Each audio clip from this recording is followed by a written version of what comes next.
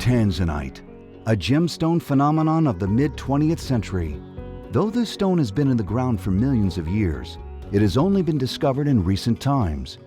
And because of its highly prized violet blue color, it has secured a place on collectors' lists of most wanted. Part of Tanzanite's intrigue is its rarity. There's only one place in the world the stone has ever been found, and that's in the rugged landscape of eastern Africa, deep underground in the Mererani Hills of northern Tanzania. Because of its limited supply, Tanzanite is considered to be 1,000 times rarer than diamonds. But the passion for the stone lies in its vivid, deep violet blue color. I bought an absolutely magnificent 6-carat Tanzanite for my wife. The best color I've seen. I haven't seen one that good since. And she wears it every single day, and she loves that stone. And every time I look at it, I can't believe the color. Even myself, a gem dealer with 26 years experience, whenever I see that stone in daylight, I shake my head and I say, God, it's better color than I ever remember it, and I see it every single day. Every single day it's better than I remember it. That's a great color in a gemstone. Tanzanite is known as a trichroic gemstone, meaning it throws off 3 different colors when viewed from different directions. Depending on how you look at it, Tanzanite displays hues of blue, violet, and reddish bronze, varying in shades of deep, rich, saturated colors to lighter tones of lavender and blue. Tanzanite, like all other gemstones, is softer than a diamond. On the Mohs hardness scale, it ranks a 6 to 7, versus diamond's hardness factor of 10. But it's a stone that's appropriate for jewelry that doesn't see heavy wear and just needs a little extra care to guard against scratching. Tanzanite was named for its exotic origins, and certainly that contributes to the stone's mystique, for there's nowhere else in the world where it's mined. Therefore, someday it will run out. So for a relatively new discovery, Tanzanite has become very popular. It was discovered in 1967. Huge demand. People talk about Tanzanite now in the same breath as diamond, ruby, emerald. The big 3 and now the big 4, Tanzanite. How did it happen? I think it happened because of a number of factors. Tanzanite has the best blue color in the world. The only thing that can approach it is a gem quality cashmere sapphire that can be $25,000 a carat, or a gem quality Burma sapphire that can be $6,000 to $10,000 a carat. The best Tanzanite on earth looks as good or better than those 2 colors. It's the best blue on earth. But what does it cost? $500, $600, $700 a carat. It's like being able to buy a Maserati for $250,000 for the price of a Toyota Camry, $30,000. It is awesome. Tanzanite's a tough gemstone as far as sources. There's a region in Africa called the Mozambique Belt, and this one geological area has a lot of processes that occurred over 500 million years. Now the difficulty is it took a very specific series of events to occur to produce the Tanzanite, and it had to be in the presence of things like vanadium. There's certain elements that had to be there. Unfortunately, as far as I can tell at present, that one series of events that created Tanzanite only occurred in one small area in the northern portion of Tanzania. There's been no other find made that duplicates that source. The surrounding countryside is a study of contrasts. As you drive along bumpy gravel roads, you experience everything from lush and green areas to almost desert-like conditions at the mine and in nearby communities. Most often when people think of Tanzania, they picture Mount Kilimanjaro. Standing at an elevation of 19,336 feet, Kili, as the locals say, is the highest mountain in Africa and one of the largest freestanding mountains on the planet.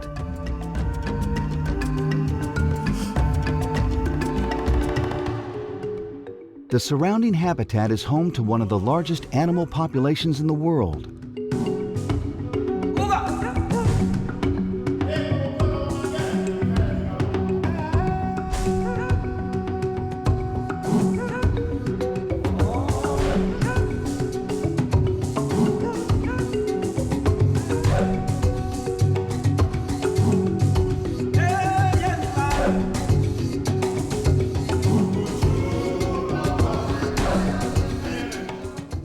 You can see them all in the national parks, just a short distance from the Tanzanite mines. The Ngorongoro crater, the most famous of them all.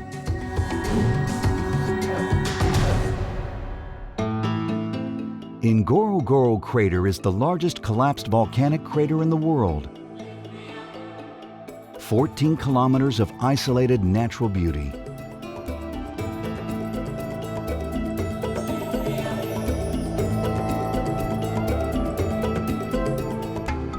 Often referred to as the eighth wonder of the world, the crater is surrounded by a ring of extinct volcanoes.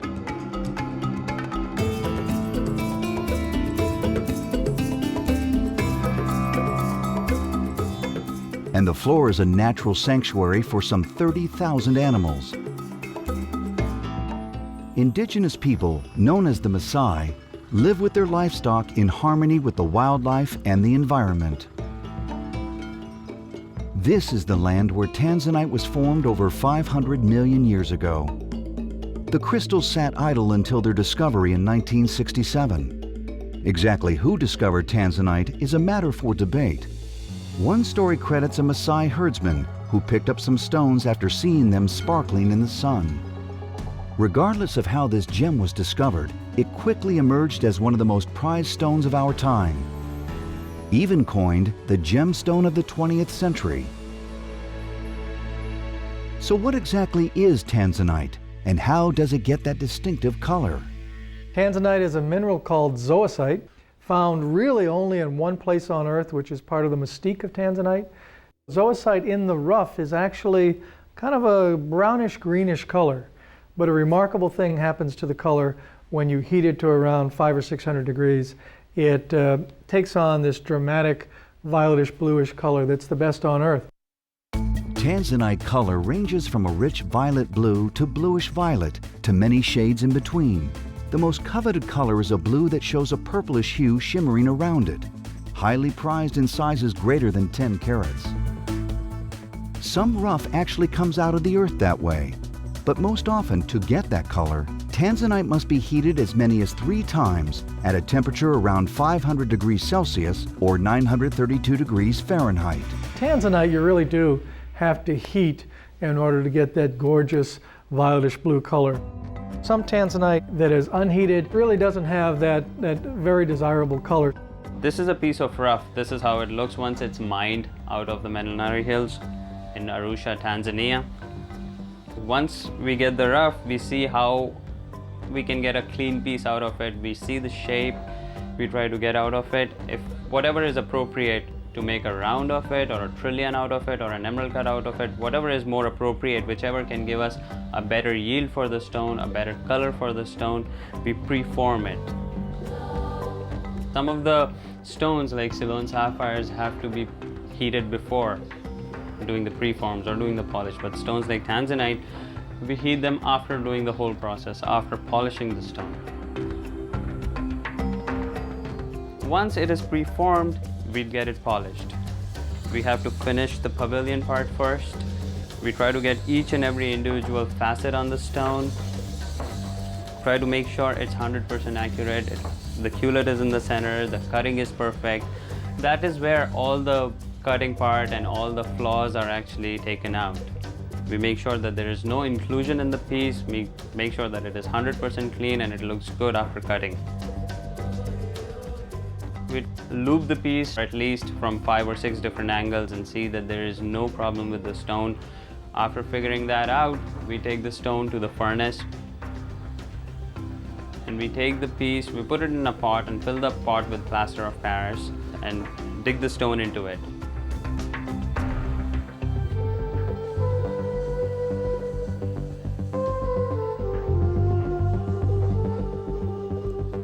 Then put the stone in the furnace. We have to bring the temperature of the furnace in the beginning to 600 degrees and we just turn off the furnace after that. We make sure that it stays there for good enough time so that this furnace can cool off. It takes almost 12 hours to cool off, and then when the piece comes out, it changes its color completely. It turns from brown to blue. The fact that Tanzanite is heat treated doesn't in any way detract from its value. The value remains the same. That's part of the fashioning process, just like cutting and cobbing and fashioning and polishing the gem. Heat treating is part of that process to extract the natural beauty that Mother Nature put into that gem, but mankind needs to pull out. But the first step is to find it. In the quest to discover Tanzanite, you experience the wild thrills of the environment and the culture of the Maasai people.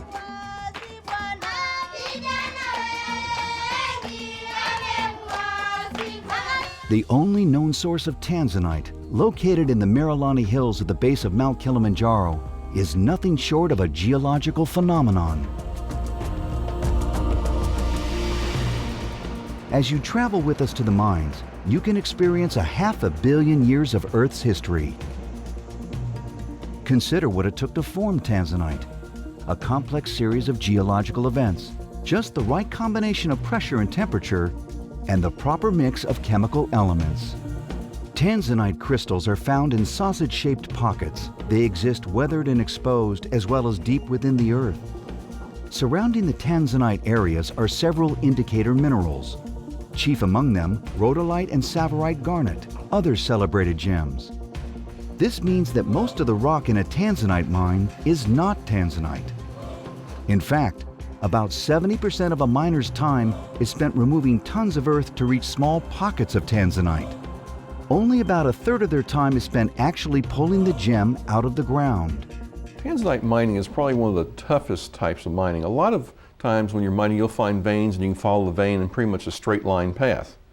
Tanzanite's a little different. It forms what they call boudins, a French word meaning a sausage. It's kind of like this kind of oval to rounded type of cavity that has certain trace elements they look for, and a lot of times when those trace elements are there, they'll go into the cavity of this boudin and they'll find crystals of Tanzanite. But the problem is, not every time you find one of the boudins do you find Tanzanite. You may find something else. The trouble is you can search and search and search and maybe hit 1 in 5 or 10 that even have some usable crystals.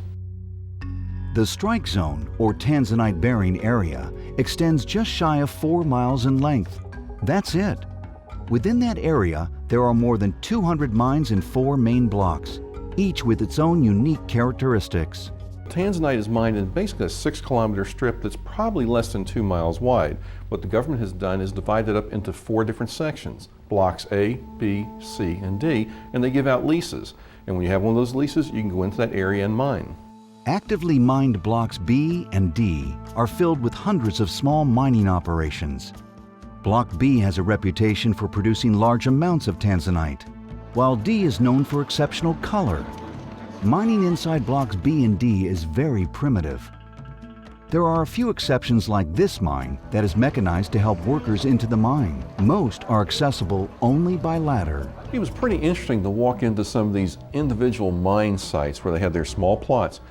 They didn't vary too much, but a lot of them would have a shed, always some type of shed to kind of keep the sun off the opening. And then you see this pit, this very dark pit. And the first thing you notice is that there's a ladder going down. But what is interesting is that ladder may only go down 50, 60 feet, then all of a sudden you have to get off, get onto a tight ledge, get onto another ladder that goes down at an angle maybe, and then get off again. And sometimes you'll change 5 or 6 ladders before you get to the bottom, and all these shafts are running at odd angles, so there's no straight shaft. They're trying to find the boudins, or these sausage-like veins that kind of snake through the earth. On the surface, these plots are cramped, stacked one on top of the other. But once underground, miners can dig in any direction. There are rules amid all this chaos. If miners dig and hit another miner's pocket, they must back up 15 meters and go in another direction. Tanzanite mining is primitive at best. You'll see things like picks and shovels. Occasionally you'll see a hydraulic jack, but that's the rarity. Now, it is interesting at night when we were sitting there eating, you could hear sounds off in the distance. When we were first there, we thought it was thunder, rolling thunder.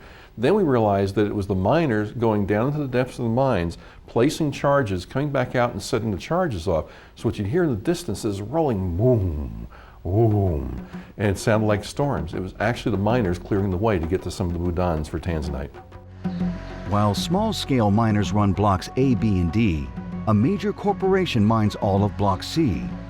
This interest controls roughly 30% of the mining area and also buys significant amounts in the market from the other miners.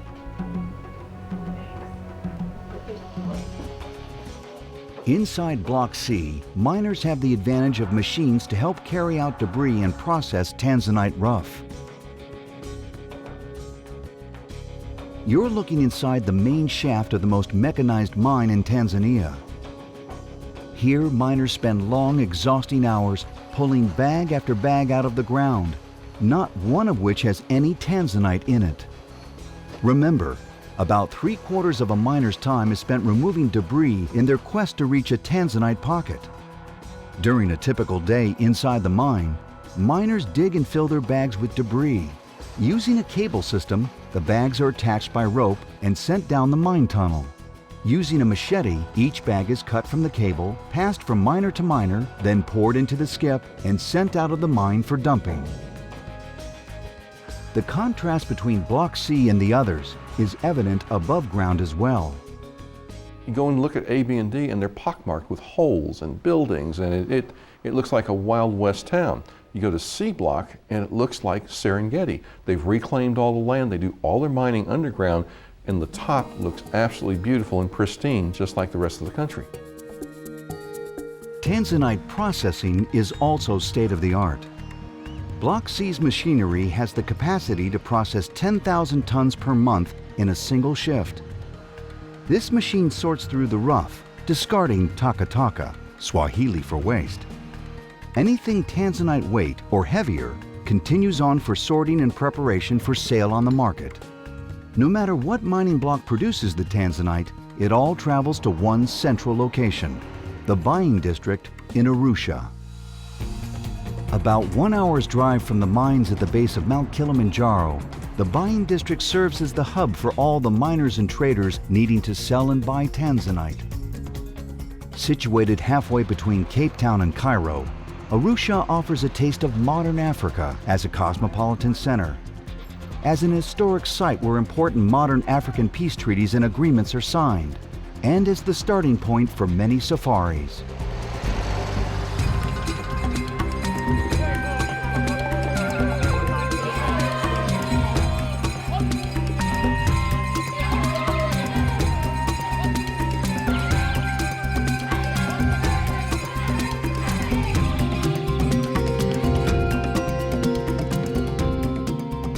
Ursa is also the heart of Tanzanite trade.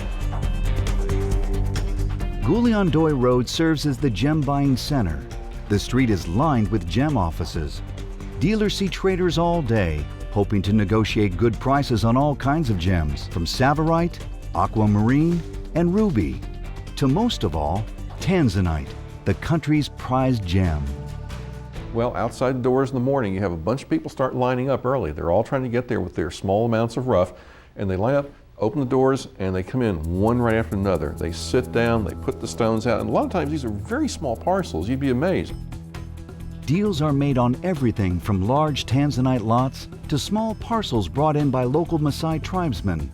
All parcels are given an initial inspection. Start pushing 50%. When you catch up the stuff, it's agreed we should knock for him. He will say the yield of this knock. Knocking or copping helps the buyer determine the largest usable piece from the rough. After copping, an offer is made. If they agree on a price, the trader is paid immediately in cash. Tanzanite is then cut into various shapes and sizes before being sold around the world.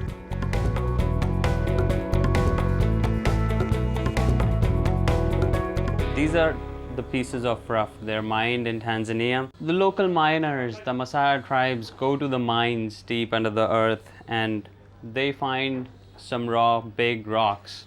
They take out all the dirt and clean it and they bring it to us.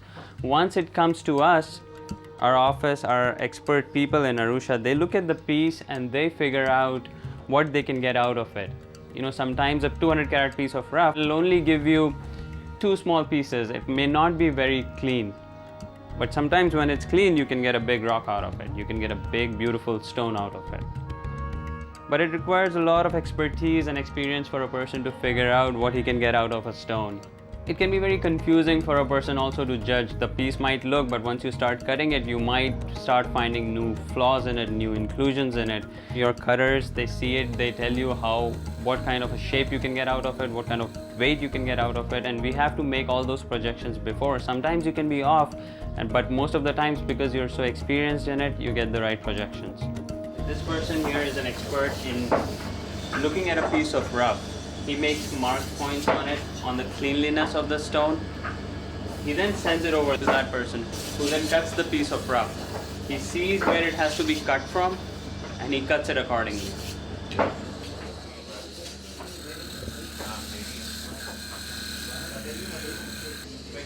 Then it comes back over here, and then we decide what shape we want to take out of the stone. For example, this piece, if it is clean enough, if it has come back from him, he would give it to him. He's an expert in making the shapes of the piece.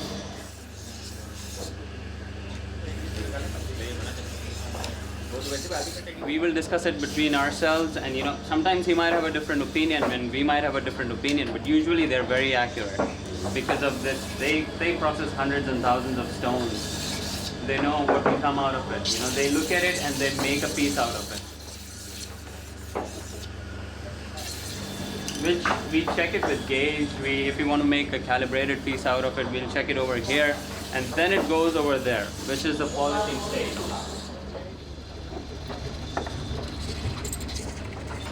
For a 40-carat piece, it took them almost, I think, 10 hours of polishing work was required, because it has thousands of facets. One stone, and every facet has to be put there. Once the stone is faceted, it's ready to be heated to its blue-violet color, the final stage of the Tanzanite preparation process. The Tanzanite trade is a way of life for the Maasai people. Their villages are built around the mines, and their culture is impacted by the business. Mine culture is pretty interesting. You'll see a lot of different groups there. Now you can see the workers that actually go down into the mines and do a lot of the labor, but you also see a lot of other people like Maasai tribesmen surrounding the mine area. Now the Maasai tribesmen are like brokers, or they can be buyers. They capture a lot of the material coming out of that area and buy it directly from the small individual mine owners. They then take it back into the town and sell it and make their money. Not only is their livelihood affected by Tanzanite mining, their lives are impacted by the corporate mining interest in Block C. For example, the corporation assisted with the upgrades of a primary school and construction of a secondary school and community center. Perhaps the company's biggest contribution was building and maintaining the access road to the mine.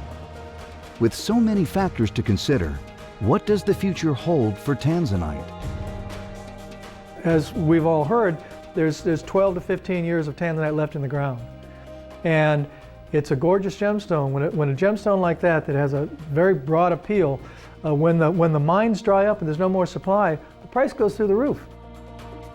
So unless a new source for Tanzanite is discovered, the gem will be mined out within a generation.